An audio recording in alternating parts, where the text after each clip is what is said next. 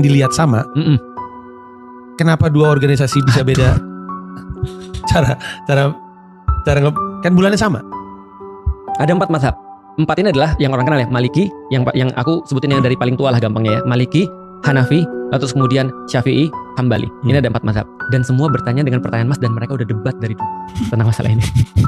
Begitu ya? Iya, debat. Karena Rasul bilang gitu Mas. Hadisnya begini, kata Rasulullah, berpuasalah kalian ketika kalian melihat bulan yang sama itu.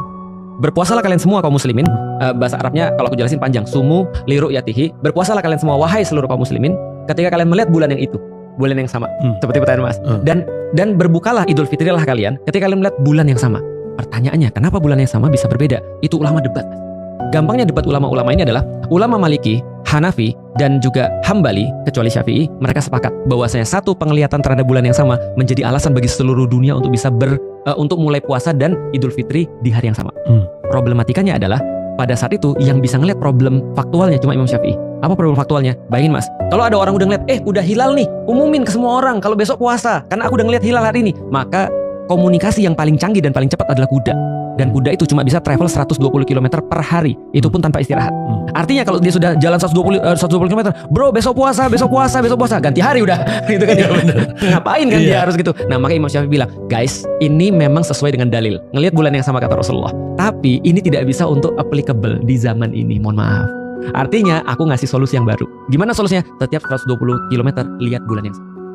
Gimana? Setiap 120 km lihat bulan masing-masing. Lihat bulan yang sama masing-masing. Dan kalian yang nentuin kapan memulai puasanya.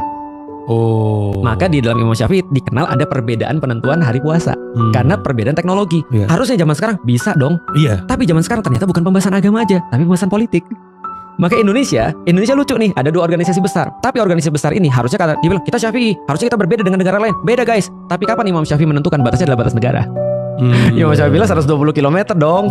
Tapi sekarang sudah ada internet, sudah ada TV, sudah ada telepon, harusnya bisa dong. Tapi ini pembahasannya balik lagi ya. Secara fikih boleh nggak berbeda? Boleh. Jadi nggak ada dosa.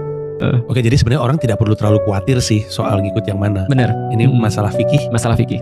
Dan semuanya kalau masalah fikih dan sudah diputuskan sama ulama, cuma ada 2 kemungkinan. Benar atau benar banget.